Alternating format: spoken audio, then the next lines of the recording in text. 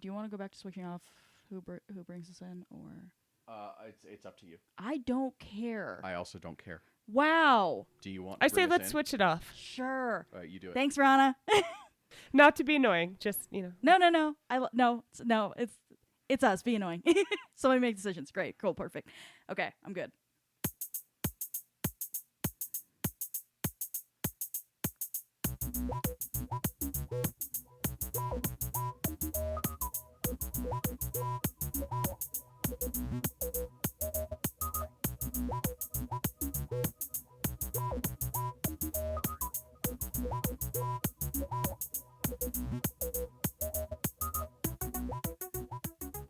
Stop dancing, you.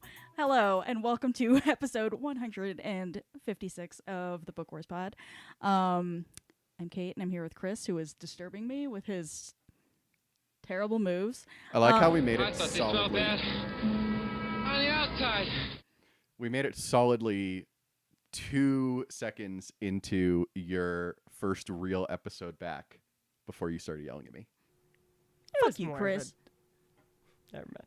Reprimanding Fuck me. you, Chris. I'm here with this motherfucker, Rana and Keeks, who's pressing the noise buttons, and we are reading A Test of Courage by Justine Ireland, which is part of the whole High Republic project. We will be discussing the whole thing, and as usual, this is a spoiler pod, so if you don't like that, then go away. Cool. So, what are we drinking, friends? I'm drinking, since no one else dove in, I'm drinking a beer from Full Circle Brewing Company in Fresno, California. It is a key lime pie sour called Pie of the Tiger. It is quite good. They have a very late 90s, early 2000s label on this thing. What's that store that was kind of a precursor to Lids that was just in malls and had the shitty graffiti style logo? Spencer's. Journeys. Spencer's. Spencer. Oh no, Journeys. Really, Meh. really both. Any. Either really. I'm Yes. surprised it doesn't have the S on it, honestly. Yeah, on it. God, yes. For real. For real. Six So lines. anyway, the label has very Journeys-esque font. Jesus Christ. I'm here for it. I like it. Yeah, but it is a sour ale brewed with key lime, vanilla, and lactose, and it Ooh. is quite good. That sounds so delicious. good. Much better than a couple years back when I had another key lime pie beer on the pod, and it kind of sucked. You hated it. Yeah. Oh, I see Keeks is drinking probably the best flavor of seltzer ever. It is And the I'm best flavor sorry of to seltzer. be annoying, but I have to ask her Mm-mm. to explain it. She's also eating an amazing looking lasagna, and it's making me It's so from hungry. Costco. It's okay. I know. I don't think I had any vegetables today, but it's okay. Tomato I'm counts. drinking a Polar Premium Seltzer, naturally calorie-free ginger lime mule, which is so fucking good. And I'm actually drinking beer today too. I have 3 beers with me today, just in case. She has such faith in us. I am drinking a Bodhisattva. So shout out to Bodhi Rook. It's the Bodhisattva IPA from Georgetown Brewing Co. in Seattle, Washington. Which I don't know whether or not I've had this on the pod before, but I was at a thing with people watching soccer this weekend, and this is not the beer that I brought, but one of them ended up in my cooler. So I just opened it up and I was like, oh, I have one of these. I'll have this. So what are you drinking, Kate? I have. Does this even have a proper ass name? I don't think it does. It's just sour ale with mixed fruit.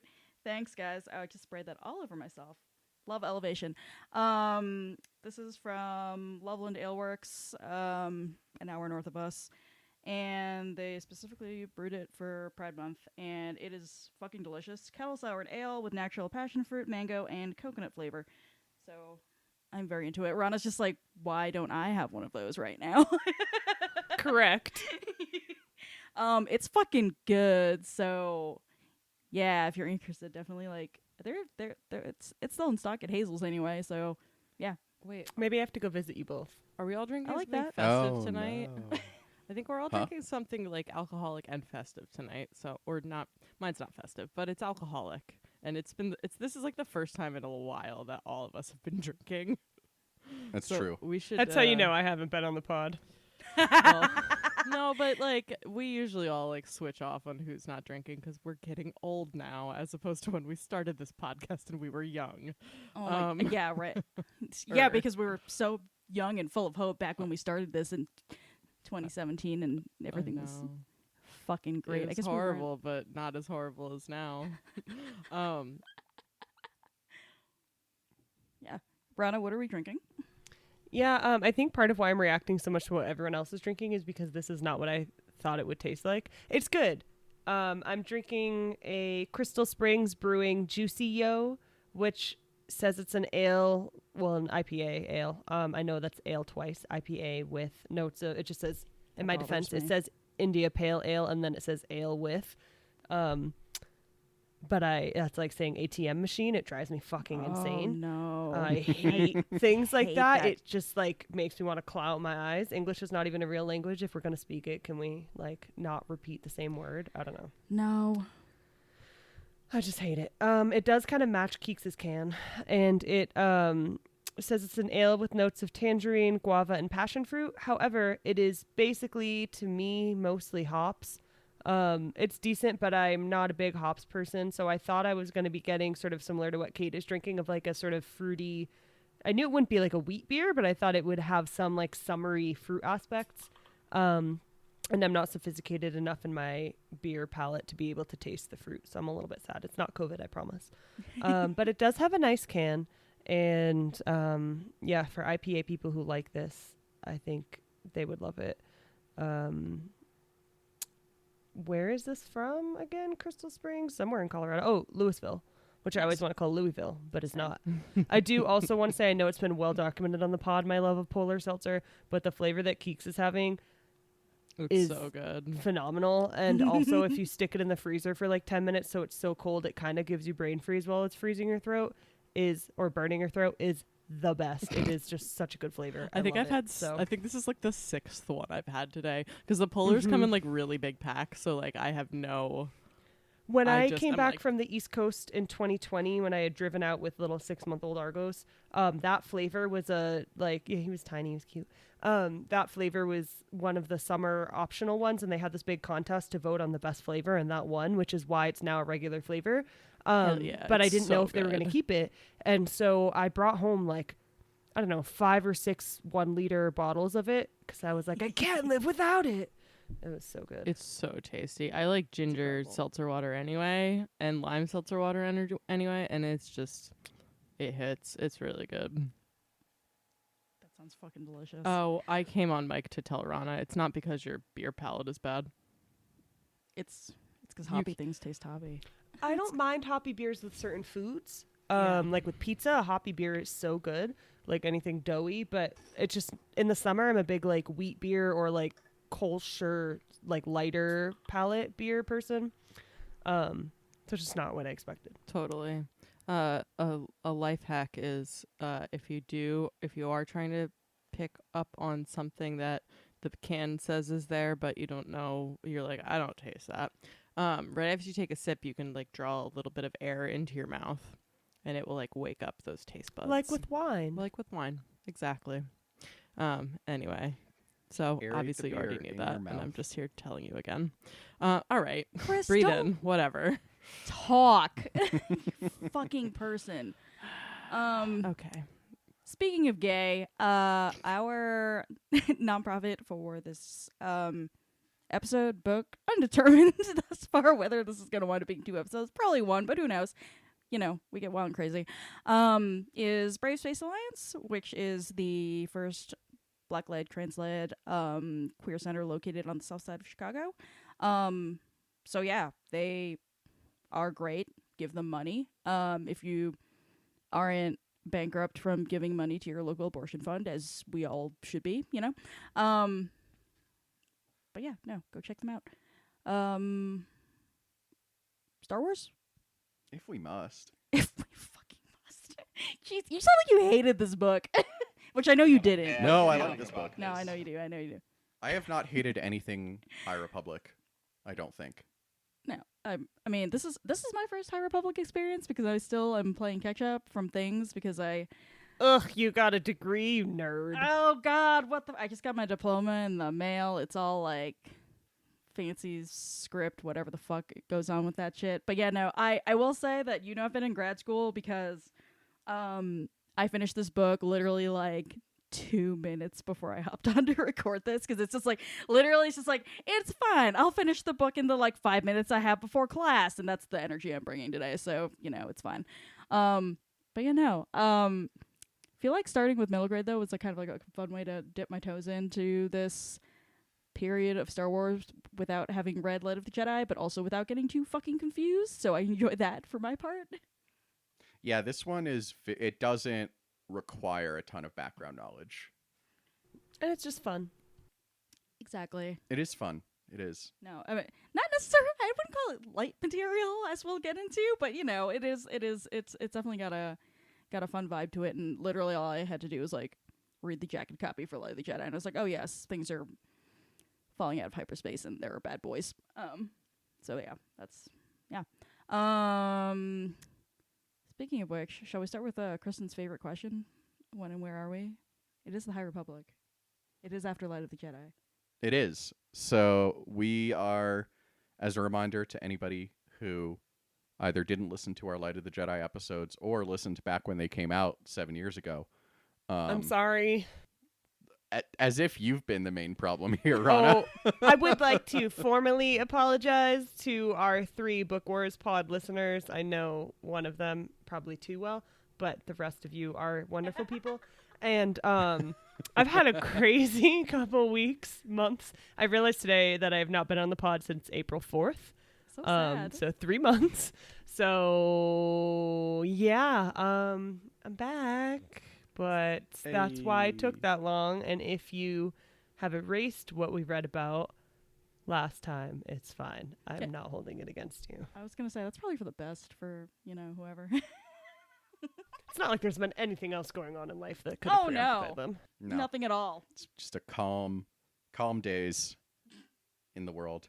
Mm-hmm. Anyway, so as we're still in the High Republic, we are still roughly 200 years before the Phantom Menace. And relative to last time, it seems like we're a couple weeks after the Great Disaster, which, as a reminder, was the explosion, disintegration, whatever you want to call it, of a passenger freighter mid-hyperspace that then turns out when things go really fast, things they hit go boom. But so we're roughly a few weeks after that. It seems like the galaxy thinks they've moved past it, feels like they might have moved past it. As we shall see, they are sorely wrong. That was so ominous. Thank you for that. Dun, dun, dun. Jesus Christ. Yeah. It's just the Nile keep coming in and messing stuff up. I feel like I'm especially interested in this idea of just like, early days of who's wagging? Mishka. Oh, yeah. Vishka's here. Hi. She's Sorry. I thought you said who's lagging, and I was like, no one? No. Fix your internet? All I saw was a tail. I'm sorry. Big tall tail. We're all Yeah. distracted by dogs. Everyone should know that Keeks not only has her regular Jasper, but also has Mishka. Is Mishka a Bernese Mountain Dog? She is. She's like a year and a half old, and she's definitely still a puppy. Big She's baby. like 100-pound puppy. She's like 75 pounds. She's pretty small for a burner, but Wow. She's super cute. she is making noises behind me now. So Yeah. I just want to pet her. yeah, she's a sweet girl. She is. Pretty sure Orca met her when she was like solidly 6 months old, and she was already like 3 times as big as him. One At of the least. only dogs that, sorry if TMI, but one of the only dogs that Argos like has decided he wants to try to hump, which he doesn't normally do very often, was a Bernese Mountain Dog, and like it was like the Red Bull ad. I was like, you can't. This is not happening. Like, what do you think you're gonna do? It was very embarrassing, but also it was so funny that I kind of didn't like. I did make him stop, but I was like, this is hysterical. You're at her knees. Like, this is relatable for many women, but it's just hysterical. So. I'm sorry, it was an inappropriate joke for the pod, but What is an inappropriate joke for the pod? I don't know any, honestly. I don't have boundaries anymore. That's This feels like it was very Anymore, similar to the one time that ever. Orca tried to hump Argos. Yes, I forgot about that. God, that was fucking funny. Hey, Argus just like stands up, and Orca's like, "Oh, right, I'm gonna go." Right, we were talking about a children's book. My bad. No, I'm kidding. Yeah, I'm just what was I saying? I'm just interested in this idea that we're like in. I mean, I feel like Galaxy Zero is expanding and growing because that's how physics works. But you know, the idea that we're like in this like place of like exploration is like kind of super interesting to me. So you've got Port Hayleap, which is I think is a pun that I then had to explain. So I don't know if it's supposed to be a pun or if I'm just read into it, but it sounds like Haley to me, so like Haley's Comet because space. This might be a stretch. I don't know. Justine Ireland can tweet at me and tell me I'm dumb, if you would like. We're on the steady wing, which for about 5 minutes before it goes kablooey. Starlight Beacon is a thing. They're very fancy, like Outer Rim-ish outpost. And then we have Weevo, the fucking Hell Moon. I didn't think it was possible to invent a fucking place that was more like sticky and gross than Felucia, but here we are. I was just like imagining this place, and I was just like, you just walk on this moon and you die. Like it just wants to melt you. I liked it. I like this moon. I mean, maybe I'm not supposed to be on the moon, but I still. I mean, I'm not supposed to be on any moon. It's fine. I like But the monkeys. I loved it. Yeah, I liked the monkeys. I liked the acid rain. I liked thinking. Yeah, I know that sounds weird. I'm not there in real life. I'm not gonna burn to death. That's fine. I loved the description of the fruit. I thought the fruit was really cool, and I just liked the jungle. I don't know. I'm here for interesting things. It kind of reminded me of. I don't know what this came from, but at some point in my life, there's some form of like animated science fiction that I've seen probably as a kid that had like an alien planet with very vivid colors and like a red sky and like trees on fruit. I don't know. I don't know what that was, but it's in my brain. And that was what this planet reminded me of. No, I'm for sure glad that it exists. And I thought it was like a great like environment, biome, you know, what have you. Also, I do not want to go to there. I am very afraid of it. I am also afraid of normal trees. So, you know, this goes... Fucking Bronx people. I was like, what's a fucking tree?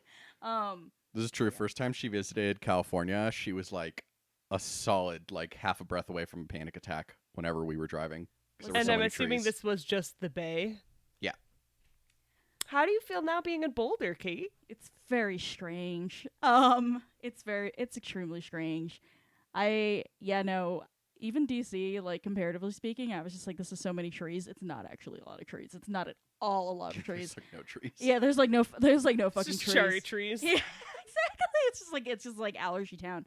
But yeah, no. Then I moved here, and I was just like, ah, yes, this is ironic. And then you know what? I made my peace with it during the pandemic because I was able to go outside, unlike pretty much everyone else I knew who lived elsewhere. So you know, there was that. Well, now your fear of Weevo makes sense to me. I get it. See, this is like, I mean, Weevo is kind of like how I envision nature to be, like, generally speaking. Like, it's always trying to kill me. So, yeah, this is all just my worst nightmares, like, realized in fiction. 2 points. A, Weevo feels like it should be a streaming service. It does. B. You know what would be... Sorry, go ahead. No, go. I was just imagining what Weevo could be, and if they really want to lean into this, they could totally... You know how Star Wars did, like, the fake biomes of Star... Or Disney Plus did the fake biomes of Star Wars, which I have not watched yet, but I definitely will at some point. So soothing.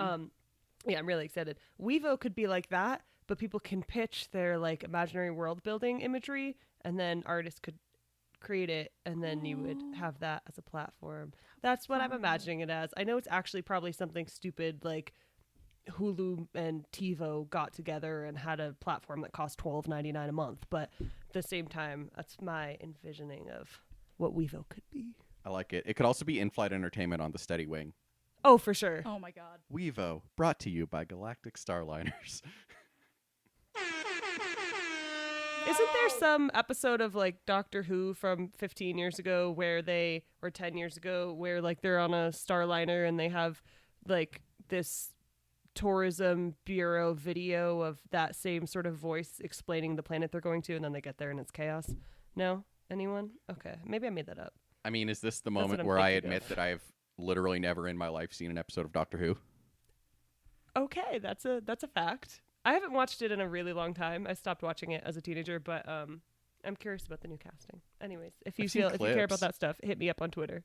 Not in a creepy way. The other thing about Wevo is it gives me. Has anybody read Life of Pi? That and I ask that. I know that Kate has.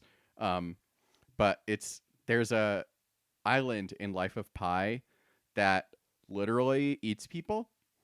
It like acid rain and acid like plants literally devour people, and then the only thing that is left of them is their teeth. And so when Pi gets there, he like looks at the fucking like leaves on the trees, and the leaves all have like fucking teeth in them. No, it's that he like gets he gets like a fruit or something and he busts it open and there's just human teeth in it. Yeah. Okay. It's fucking So terrifying. Wevo reminds Like me a of that. cyst. Yeah, kind of. Oh, it's like those like when you have like a dangling twin or whatever the fuck like kind of thing. For some reason, when you mentioned that this island just eats people, the first thing I thought of was that gif of Jessica Walters in Arrested Development saying, "Good for her." I don't know why. That just popped in my head. Honestly, yeah, no. I mean, the energy I try to bring to everything is like an island trying to eat people. Let's be completely real about Exactly. that. But yeah, no. I you know, I do enjoy seeing new places. There's a reason sometimes why we remain on that godforsaken sand planet, but sometimes I like to look at other stuff. So that's cool for me. Yeah, it's rough to say this after Obi-Wan Kenobi, which was immaculate, and I loved being on Tatooine for that one because it was so well done. But also, why are we always on fucking Tatooine? Yeah. I would- like how they advertised it as like, oh, you'll get to see this planet with the cityscape, and it was one episode of running.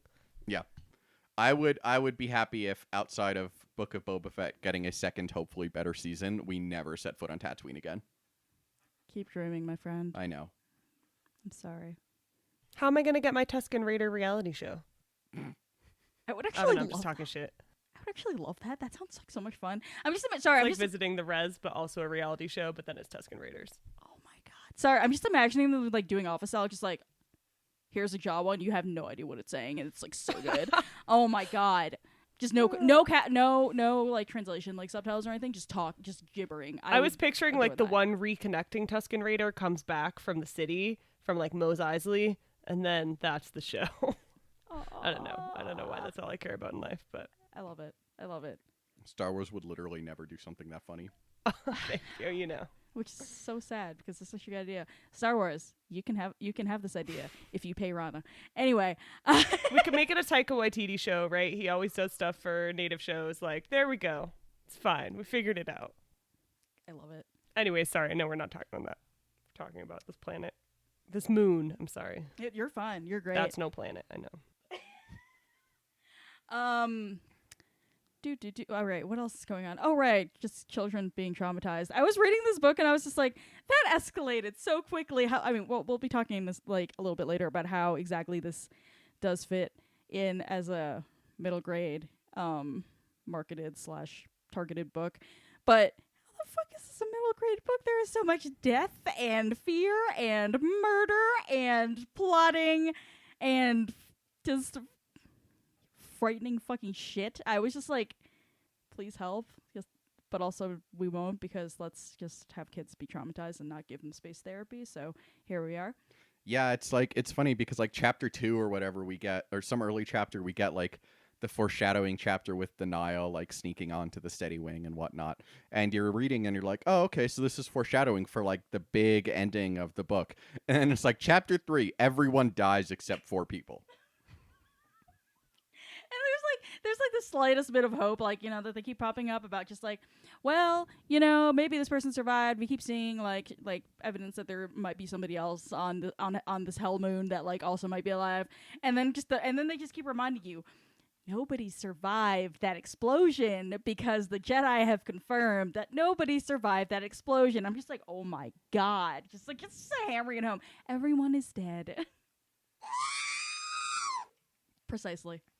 But yeah, no, just like everybody just losing their parental figures in one fell swoop. And then there's Avon Staros, God bless her, who's just like, this is a fun adventure. Everything is so interesting. My mom's back on Coruscant. I don't give a flying fuck. I got my droid, who may or may not be a Mr. Bones prototype. I'm just like, she's just like here being chipper, and then every so often she's like, oh right, everyone like died.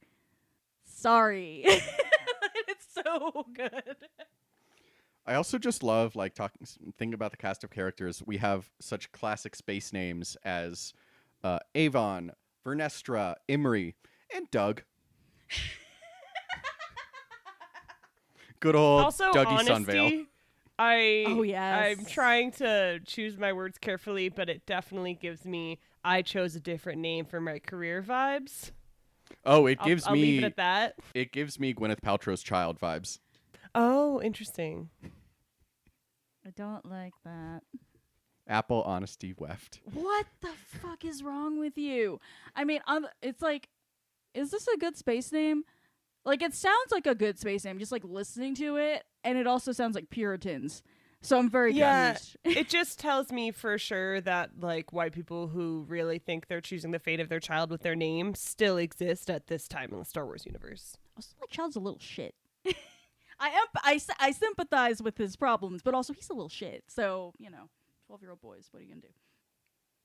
I mean, you can't name your kid little shit. Like, it's a Why foregone not? conclusion. Why not? You choose honesty instead, right? That's what you really think.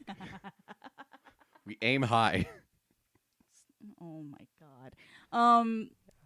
So since we are talking about the children, why do we think like go with it, or like just discussing like why this cast of characters? I think it like just it has like this kind of interesting cross section of like children who are plausible, but also a little bit fantastical because we are in a space opera. But also we get interesting glimpses of parts of the galaxy that are familiar to us, but also parts that aren't at all. I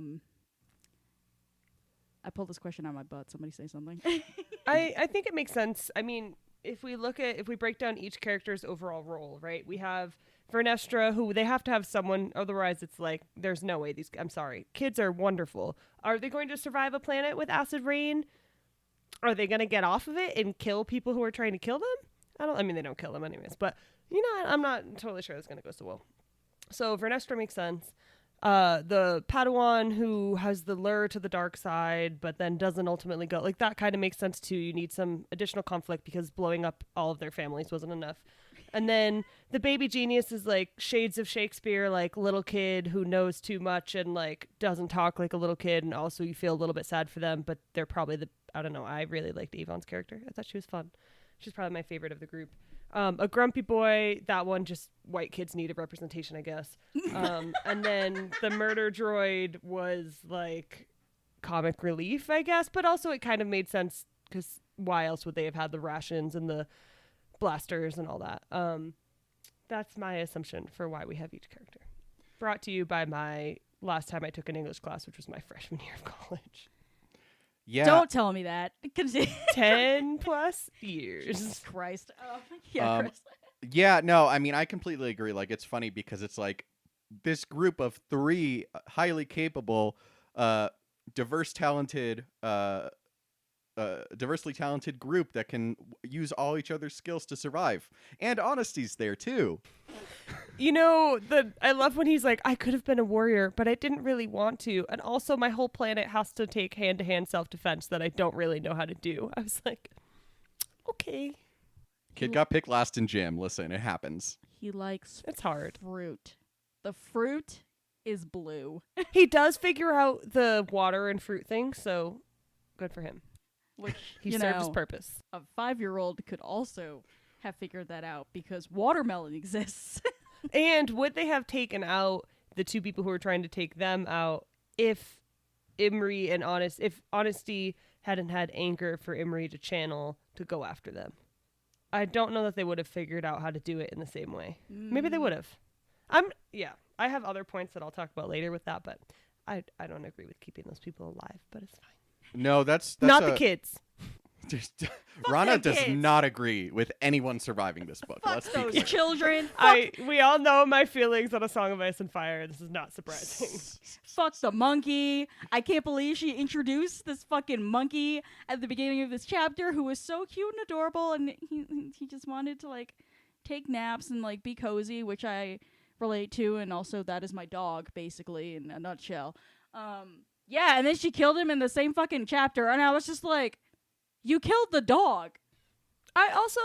These monkeys might be force sensitive. Right. Like, they're just trying to hitch a ride on this really difficult planet to live on, and they're like, ooh, you're soft. I know. Just wanted some nice pets. Anyway, yeah, no, I was heartbroken. I was also like, I don't know what I was expecting. As soon as you introduced the cute animal, it was gonna die at some point. I just didn't expect it to be in the same fucking chapter. I thought it might guide them through the planet. That would have been fun. Or the moon, sorry. That would have been fun. Rana, to go back to your point, which I really liked about honesty kind of being the emotional,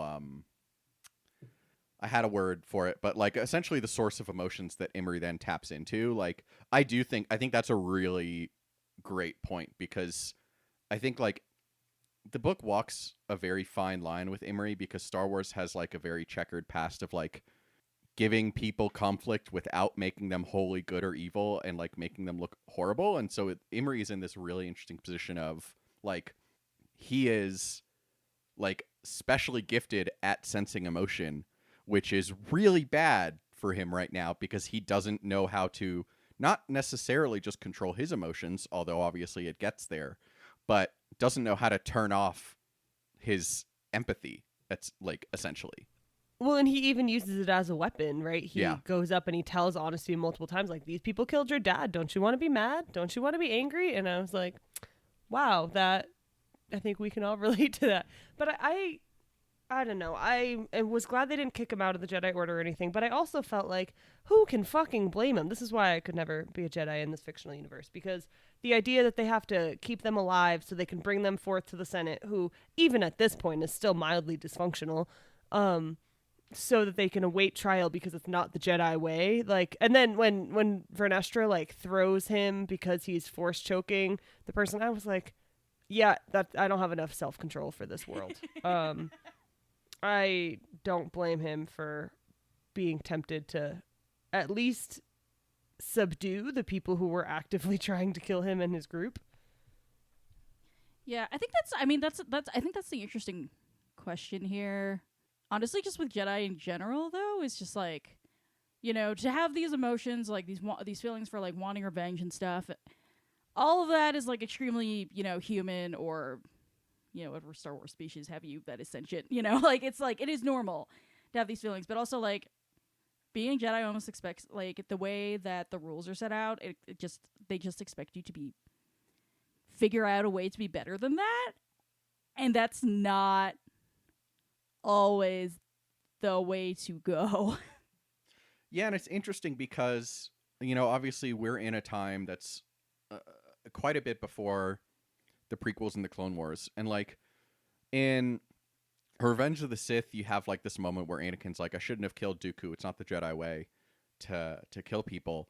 And, like, yeah, it makes sense, but also we've been watching the Jedi kill people for 2 movies, so, like, it rings a little bit hollow.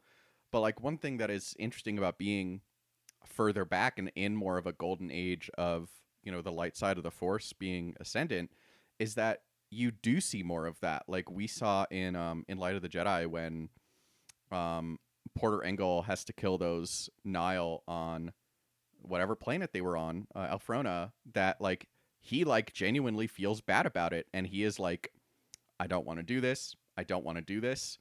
They're literally shooting at me as I'm like 2 feet away from them. So there's real, and he has this moment where he like deflects a bolt back at them, and they have non-humanoid anatomy. So like he thinks that he's like killing them or disabling them, and he is essentially not, because their brain is not where he thinks it is.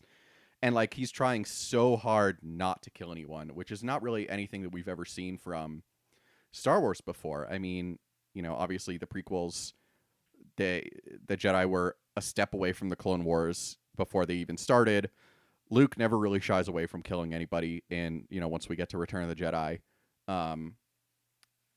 so, we do have this difference in Imri where he has this very understandable moment of like, what if we just stop them from hurting people, and has to be talked down in a way that obviously Anakin wasn't, but also nobody was in a position to have that discussion with Anakin. Do we think that there's anything, and maybe I'm just ignorant to ways this has already been explored in Star Wars media, but I assume that the difference here is not only, okay, they didn't think through all of the rules of becoming a Jedi in creating content early on, and I assume part of it is tied to storytelling of the Jedi not recognizing their power, sort of succumbing to their power in some ways, the ways that we know that they lose some components of their power.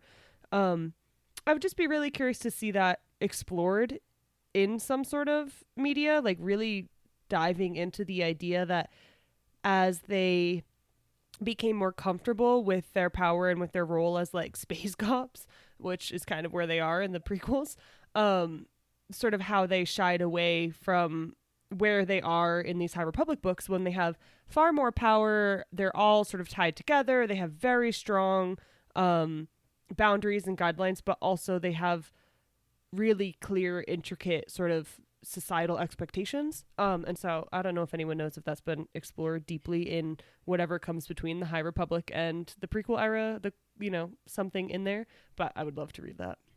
Be a great thing to explore for the Acolyte if that ever gets made. Please, God. Ooh, good call. I'm not convinced any Star Wars project gets made until the day it hits Disney Plus. Honest to God, you were just like, it was like the day, it was like maybe 6 hours before Kenobi came out, and you were just like, is it gonna happen? Are they gonna pull if the they rug take out? Andor from me, I swear to God, I'm so excited for that fucking show. I will go just backhand somebody for real. So yes, Kate, again, you're from the Bronx. You will backhand someone for real at any time. true. Sorry, but it has to be said.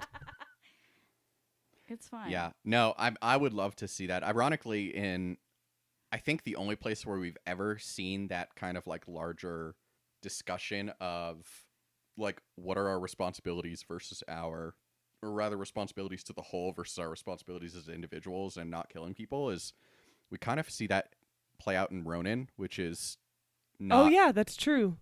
quite canon. It's Visions isn't its own separate little thing. But so that happens in Ronin, but not really anywhere else, I don't think. Maybe a little bit in Master and Apprentice, the Claudia Gray, Obi-Wan and Qui-Gon book, but I feel like we don't I've see it a seen lot. it a little bit in people's personal thoughts of like, Yeah. it's not the Jedi way, but really diving into sort of how that gets lost with the growth of power and also the loss of sort of recognizing their status would be really interesting to me. Yeah. Sociology in Star Wars. I want it. That would actually be really fun. Or anthropology. I don't know what it is. Both. I mean, I know that there were hints that Taika Waititi's movie was going to be super early, like Dawn of the Jedi era, which, speaking of projects that I'll trust they come out the day they hit theaters, but that's something I would love to see, and I would love to see his take on it as well, because like at some point there was a decision made, like, presumably they started, and this is, could be entirely guessing, they could have started super warlike and then pacified, but like I'm assuming they started off as like very monkish, like isolated, just wanted to study the Force, and then as they kind of grew in interpreting the will of the Force, had to make decisions about what does that mean, and seeing what those conversations were and what those decisions entailed would be really interesting. You want Yeah. like, And I'm sorry, go ahead, Kate. oh no, I'm just like, Plato's dialogues or whatever the fuck, except for early Jedi. Except it's just Yoda. Yeah, exactly. Yeah. So, go on. And I'm sorry to derail us, but I was just thinking when you mentioned the Taika movie that I don't know if you all saw the news today of what he accidentally said to Natalie Portman, but that took me out. If anyone hasn't seen this yet, definitely do a Google search, but I guess in the promotion for the new Thor movie, Love and Thunder, which I'm super excited for, he accidentally, or like not accidentally, he openly says in an interview that he asked Natalie Portman if she wants to be in his new Star Wars movie, and she was like, what? And he said, "Oh yeah, wouldn't you like to be in Star Wars?" And she said, "I've been in Star Wars. I was in 3 Star Wars movies." And he said, "Oh, I forgot that those happened." So even though, white fanboys on the internet got really angry, for me, I was really excited when I read that. I was like, was this will hilarious. be a different lens for Star Wars. We're ready for this. Yeah, no, absolutely. Except, somewhere Miranda's just like rolling over in her not grave. Yes, I'm sorry, Burb. That's just Attack of the Clones erasure right there. Taika's either been like really fucking with everybody the past few days, or we're never gonna see this movie. It might be both. It might be both, honestly. Probably be a little bit of both. It's They're him. still trying to say it's coming out next year, and Taika's out here like, yeah, I hope to have a story He's at still some point. casting. Yeah, I mean, and I don't, you're right. It might be that sort of thing of like where Disney pays people to mislead everyone. But I will say I've been pretty open before about the fact that I'm super excited for Taika to have a Star Wars movie because he's so intentional about Indigenous not only representation but also like behind the camera. When he made Thor Ragnarok, lots of making sure that Indigenous people where they filmed in Australia, and also like creating film fellowships for people to break into the industry through his films. So the idea of having like Native people both in front of and behind the camera in the planning for that film, I think would be awesome for Star Wars. Whether they'll actually make it is another story, but yeah, anyways, that's a topic for a whole other conversation. All good points though. And on a less important note, his brain is so fucking fascinating. He's just like a very interesting storyteller, to put it lightly. The way he just decides to, the way he decides to do things with like, a complete awareness of what the irreverence that he brings to a thing is doing, in terms of just like expanding a pre-existing universe is incredible. So yeah. We'll see if we get to talk about this more. If he ever does do a big old Star Wars, we'll see how it goes. Good Lord, what was I going to say? Yeah, just in terms of like going back to talking about, I guess, like the evolution of Jedi philosophy and like who they are. One thing that was interesting to me is just like, Imber's assumption that he has to like take his feelings and like shove them in a nice little hole and then bury it and then never look at it again. Very much feels like, Anakin goes to Yoda for advice about these horrible nightmares he's having. Yoda's just like, just don't think about them. If the person dies, then they fucking die. Don't be sad. Get glad. And I'm just like, and and like, and Vernestra is like, being like, I feel like what a neuroposter would do is just like, the what my therapist would say, in terms of just like, you can have these feelings, but what do you do with them?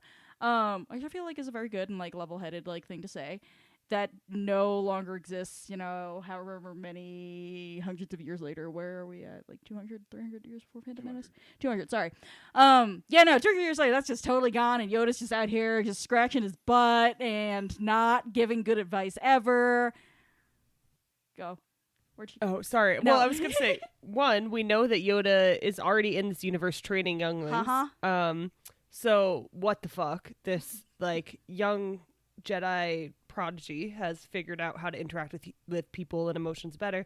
And secondly, just the fact that they don't kick Imri out for attacking another Jedi in a moment of like being lured towards the dark side shows how far they have fallen in terms of their rationale and like thinking of what they should be doing to encourage people to be a part of their order.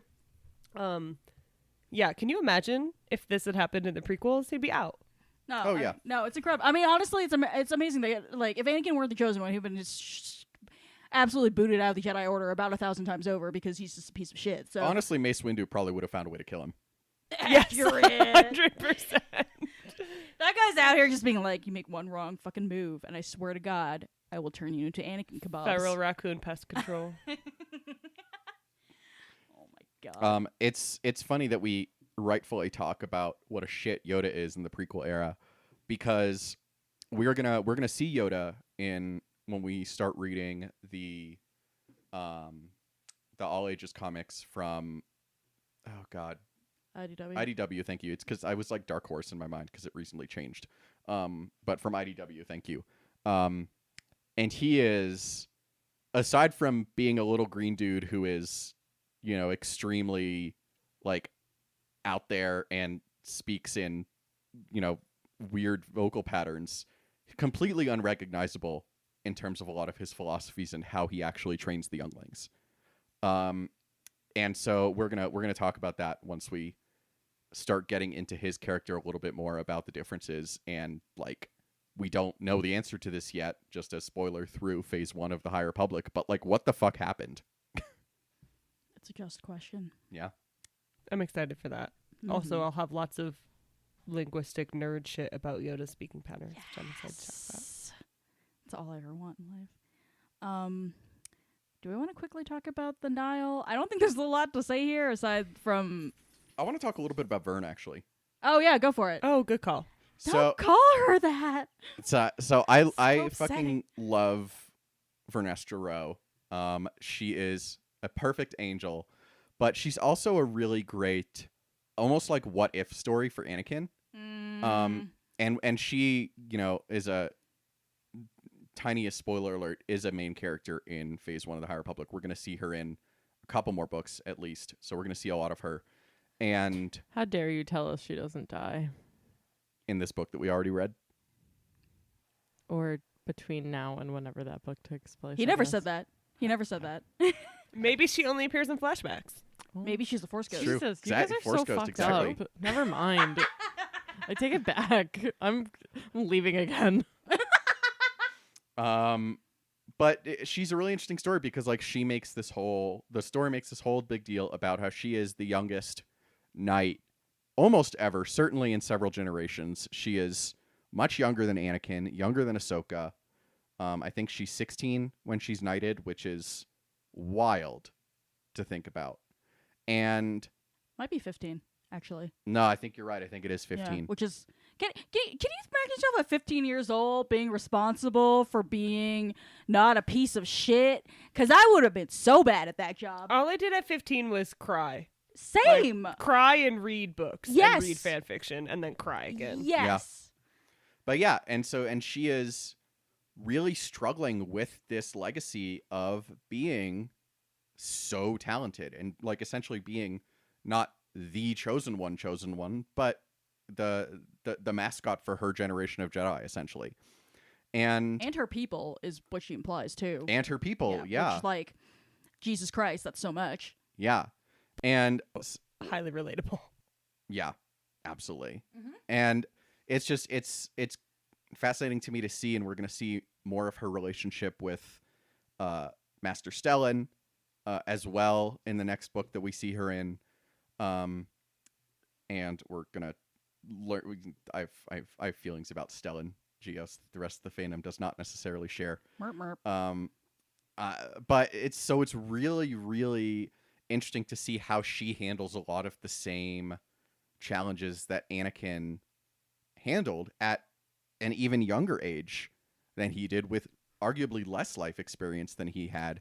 And Why just is she not the chosen one? exactly. Sorry, go ahead. What a great question. And see the difference of essentially what the Jedi prepared her for and the guidance that she is getting from the Jedi in her life that Anakin didn't get, and seeing how she is like essentially she goes through many of the same struggles and comes out a paragon, whereas he comes out, the Antichrist essentially. And so it's The space patriarchy. yeah, and so it's really we're gonna get more of her and like how she handles her legacy and how she deviates from it with her fucking lightsaber whip, and all this. So I just wanted to have a moment to wax poetic about her because I love her. I'm sorry, what you just said is that cis men were a mistake? I Listen, mean, I yeah. know that there are a lot of things that went into the creation of Darth Vader, but cis men were a mistake is one of them. Clearly. So, True. We must have a good soundbite for that. Sorry, Keeks. Up. It's okay. It's just that statement in of itself could be its own soundbite.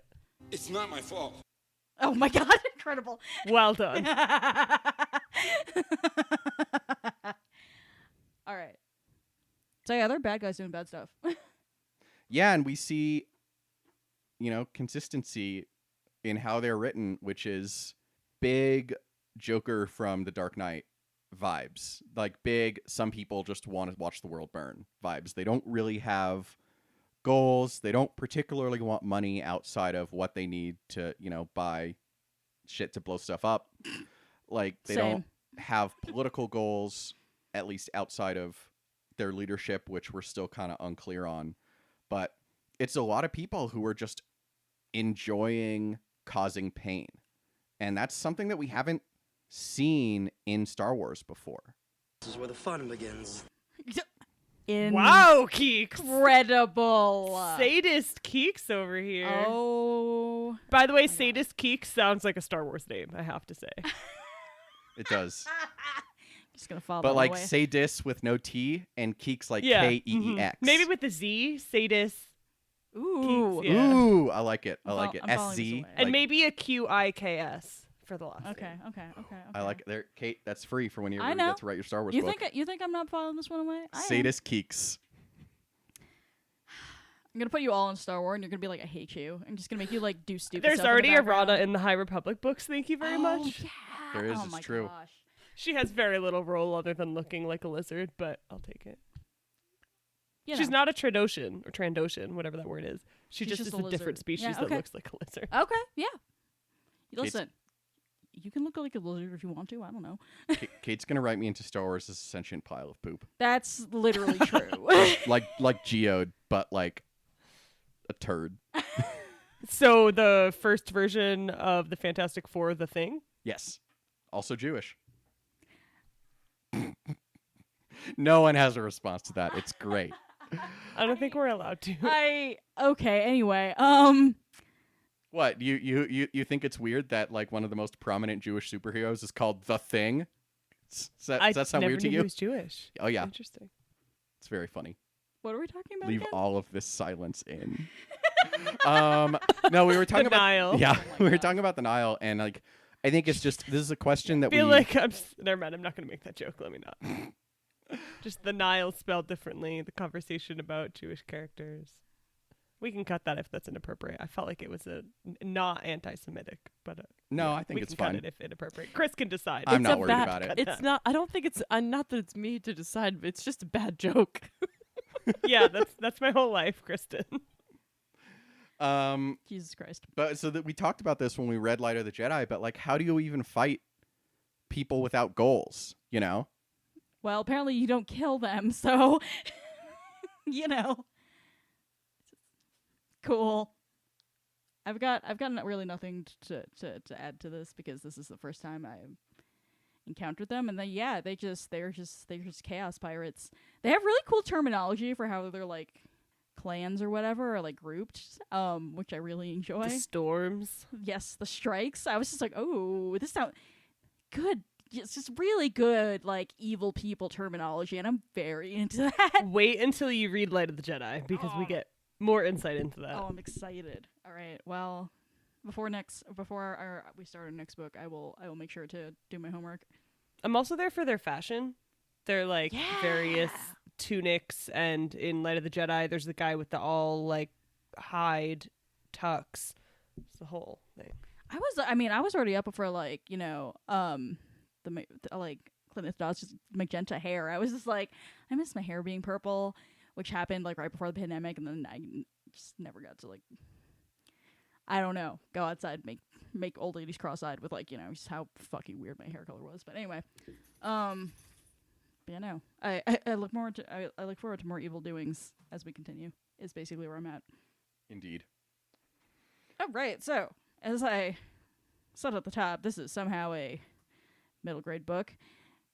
Holy shit. I think like so 1,000 years ago when we read Lost Stars, we had my friend on to talk about just YA as a genre, and I think a lot of what she said for that kind of applies here in that what makes a YA book, what makes a middle grade book, and principally for me, like what makes this a middle grade book is the ages of the characters. Like we have two 12-year-olds, and also obviously this is marketed as a middle grade book, and there are things having to do with like the length and a little bit the level of the language used, but other than that, just like dealing with some really heavy stuff that I feel like we don't usually find in middle grade books, because when I think about middle grade books, I'm thinking about, like, I don't know, this is a little younger than middle grade, I think, but like Magic Treehouse motherfucking shit. So this is not that. Yeah, I mean, it's interesting because I feel like it's very reflective of the world we live in now. Like, and this is something that I know that, several of the authors have school-age children, and which means that they have children that probably since they were in kindergarten have been doing active shooter drills. And so, Fuck, I didn't even think about that. like, Jesus. there's not a lot that's like off limits for middle grade anymore, because there's not a lot that we as a society actually protect our children from anymore. And I do think also I thought they smelled bad. On the outside. about Oh my children, God. I hit, Kristen, or school shootings. the Either wrong way, it's one. not good. I hit the wrong one. I meant to do the air horn because Chris made a point. Oh, No, damn it. you're good. We know how you really feel. God. I'm leaving it in, whatever. You're only the never mind, I'm not gonna say what I was gonna say. Oh no. It's alright, I'm gonna continue.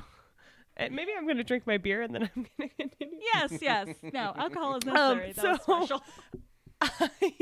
I mean, I want to give young people some credit, not only because my job is supposed to be nicer to young people, but because in reality, like, young people always know what's going on more than adults give them credit for. And I think whether that's nowadays with active shooter drills, or even like when I was growing up in the time of 9/11, it was like a huge thing of people talking about that in school. Even just hearing the news, reading newspaper headlines, all that stuff. And I think also a lot of young people want to be, even people as young as Avon in the story, want to be in that role of getting to play a significant part, because I think a lot of young people, I'm so sorry if I just swallowed really loudly. That's the problem with beer. But I think a lot of young people are dismissed so wholly from being a part of creating solutions that stories like this sort of, I won't say empower because that word has some issues, but sort of maybe incentivize or represent a way that I think kids often feel. And in that sense, like, I will say when I was that age, the thing I would think about before I went to sleep was like, what's a situation where I'll feel useful and I can like be in a group setting, and maybe we'll be on a school bus trip and it will crash and I'll have to save everyone. You know what I mean? It's bullshit, but it's also like kids want to feel like they have a role and an implicit power in problem solving and in saving their own lives as well. So yes, I do think some of the subject matter was a little dark for middle school, but or middle level, but also I think middle level, like, kids of the age that this is meant for have already been through so much shit and want to see themselves in a role where they get to have some level of decision making, and it's not just people telling them what to do and to be quiet and to listen. So in that sense, I do feel like it's a little bit appropriate for that age group. Oh yeah, no.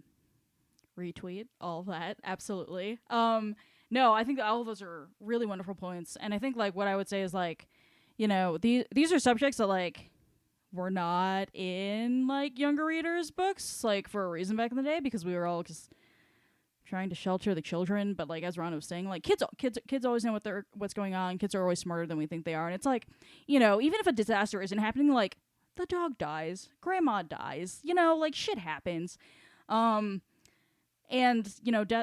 death is something that you're going to have to explain to children sooner or later. And the going child raising advice in terms of these things is to like be honest with your children and use language at a level that they will understand, but to be, and like, maybe not give all the gory details when a horrible thing happens, but also just like talk to them the same way that you would talk to an adult, like aside from those caveats. Like kids are terribly resilient, and they can withstand a whole lot more than you think they do, which isn't to say that they deserve to have to withstand all of the horrible things that can happen to children, that can't happen to children these fucking days. But yeah, having a book that like discusses like feelings of like grief, especially, and like the different ways that people deal with it, I think is like really lovely to see. And I think Justina Ireland is really smart and really awesome to trust that this is a book that's going to resonate with children because it has all those big feelings in it. Yeah, I agree. And I also, the last thing I'll add to that, and I know other folks probably have other points, is just that sometimes I feel like stories like this where adults don't play as much of a role are really important because kids who have whatever relationships with adults in their lives are able to sort of, they don't have to try to project their own situation onto that because they say, okay, like here's this absence of a parent, whatever reason that could be. I think everyone has their own reasons for, why that might resonate. But I think it's really important for young people to see situations like that where they don't have to see, I mean, so many stories, and I don't agree with the whole Disney always kills the mom, all that bullshit, right? Which we know they do. But at the same time, it's like, in a situation like this where all the adults have been killed off for all intents and purposes, I think it's important because for young readers, there's really the option to plug themselves into it in whatever way, whereas so many stories about young people really center on the relationship with a parent in some strong way.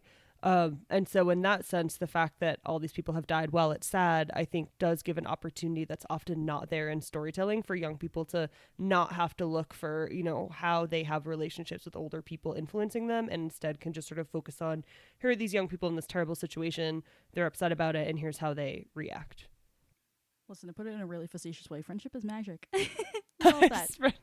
I mean, the real Star Wars is the friends they made along the way. True, though. I mean, yeah, like it is like on it. Like Stranger Things is very big right now because season 4 just came out last weekend as we're recording this, and like Stranger Things started as middle grade fiction by the definition that we're all talking about. It's centered on middle school children who were dealing with the events in front of them without the assumptions and prejudices that adults had, and so they were able to get to the truth quicker, and in so doing relied on each other because they didn't really have strong adult figures in their lives. Like it's the same concept in a lot of ways, and that is, I think many people would argue is not middle grade level because it's very gory and deals with a lot of serious issues, but here we are.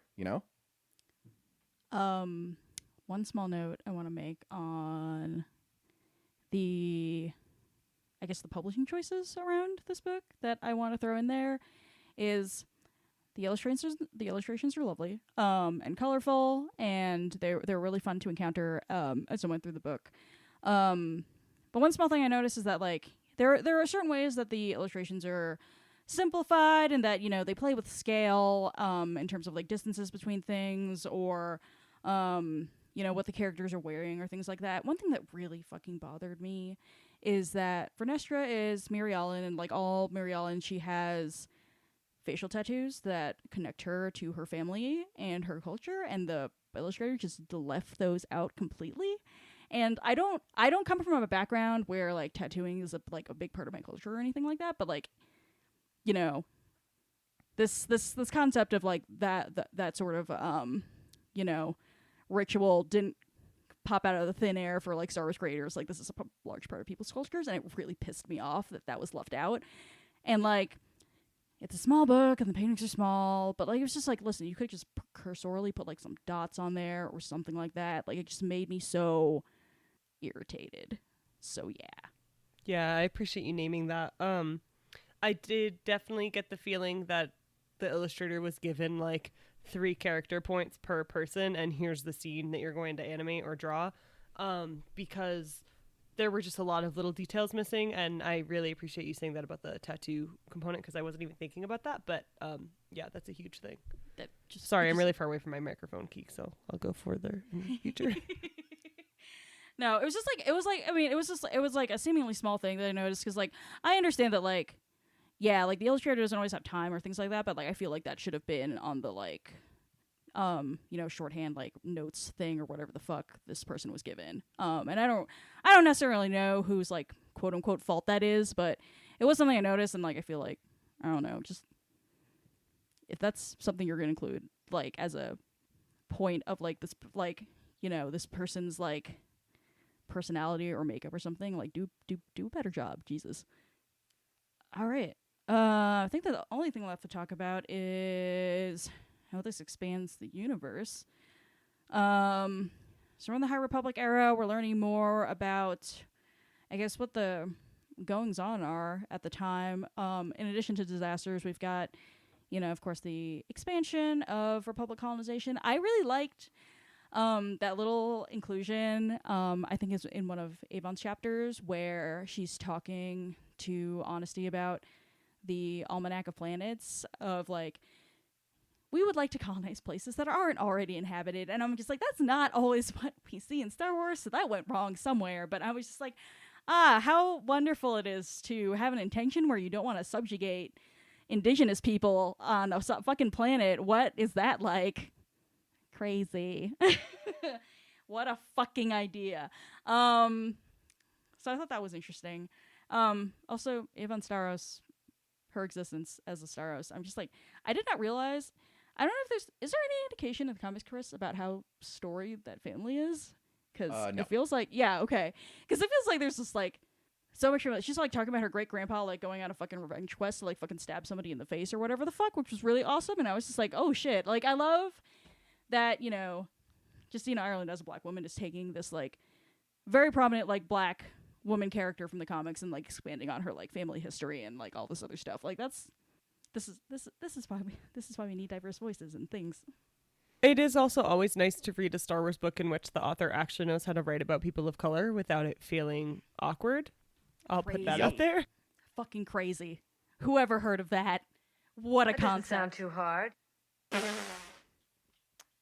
But yeah, no, it really is completely different because, for those who aren't as familiar with the comics, especially since we don't read them on the pod, like Santa Staros is a very prominent, dips in and out recurring character in the main Star Wars line, as well as especially Dr. Aphra. And yeah, it is interesting to see, like, and I always like get very frustrated with fans whenever they like see a black person and they jump to it's Lando's ancestor / child. I want to die so bad every time. Like it's there's very few It's things our that make Rise me of angrier Skywalker than that. commentary here. Yeah. But that said, I do love that since as Santa is not as well known a character outside of a small subset of the fandom relatively, I do love that the Staros clan is getting a lot more recognition. We're going to meet Gira Staros, her mother, in future books, and really see a lot more of both of them, and maybe get some information on what has changed between the Staroses then and now. So stay tuned for that, but they're not going anywhere. Yeah, because Sana Staros extremely into crime. She is the We'd love epitome to see it. of be gay do crimes. Yes, she's great. Fantastic character. Truly Avon's descendant. Mm-hmm. Sorry, I forgot the word descendant there. And I was like, what's the opposite of an ancestor? That. No, absolutely. What else do we get here? Oh, I just wanted to talk about some cool force things we get here. Obviously, the light whips. I'm very into that. Sorry, I was gonna make a. Tell us more about that. I was gonna make a Smut Wars joke, and then never mind. Anyway, I just think it's cool. I didn't even know if that was like possible, but also like it makes sense. I mean, if Kylo Ren can make a stupid busted ass piece of shit crossguard lightsaber, smart women can do whatever. Smart cis men were a mistake. Also, I just little mentions of things like past Jedi Wars, and also the Night Sisters exist already, which makes sense because it does feel like a very Dathomiri culture does feel like super lived in, even when we're first introduced to it in the Clone Wars, and it feels very ancient. But having that confirmation is very awesome. Any other things that people caught that I may not have? Those are the big things for me. One of the things about middle grade that does set it apart a little bit is how contained the stories are. And that's something we've seen in the past, and I think we'll definitely continue to see in the High Republic as we read more young adult and middle grade. But no, I mean, it is fun to see this stuff. Like, it's the other great thing about middle grade is that you have the room to do something like a light whip that is maybe a little bit sillier, like maybe a little bit more. It's not silly. Are you fucking kidding me? I mean, I say that in a very positive way. Straight because put Star Wars Indiana should be Jones silly. in this bitch. I will say I appreciate that at one point she says that she knows that she could easily take off her hand with it, but then it made me think about lightsaber nunchucks, and I was like, I'm ready. So cool. Also, one other point about middle grade that we all just skated over. Original Star Wars is intended as middle grade fiction. Like, That's true. George Lucas has said True. extensively, Star Wars is a movie for 10-year-olds. Like, so it's great to see it. Like, you know, Star Wars is a very silly movie. Like, and so it's good to see it be able to get back to its roots without taking itself too seriously. Praise Yeah. the Lord. 1000%. But I was going into Toshi Station to pick up some power converters. Fuck Tell me that sentence is not middle fiction. Fuck me. Middle grade fiction, my apologies. I'm really tired, guys. It's like 10 o'clock. You're doing great. All right. At a gesture from Kate, I'm going to wrap us up. Thank you all so much for listening to our first book episode in a hot minute of the Book Wars pod. I can still read, guys. They gave me a degree. Everybody continue to stay safe, particularly as the pandemic gets worse again. Mask up, stay inside, get your vaccines and boosters as you are recommended to do so. Our next episode, we're going to be reading Into the Dark by Claudia Gray. So, you know, we were talking about how light and fun this book is. So enjoy that feeling while it lasts. We're reading the first half of the book, which is through chapter 12. In the meantime, if you have the means, please, A, donate to the Brave Space Alliance at bravespacealliance.org. And then after you do that, if you do want to support us, you can donate to the Tosh Station Radio Patreon or give us coffee at ko-fi.com/bookwarspod. All of us here, from the humans to Argo, Cerberus, Jasper, Orca, and Tony, thank you so much for listening. Our theme song is Whiz Bang by Poddington Bear. Our logo and artwork are by Joby Terra Design, and our audio and production are done by Kristen McDonnell. I'm Chris for Kate, Rana, Keeks, and Miranda. We will see you next week. I hate you, Chris. I'm doing the best at this. Good job, team.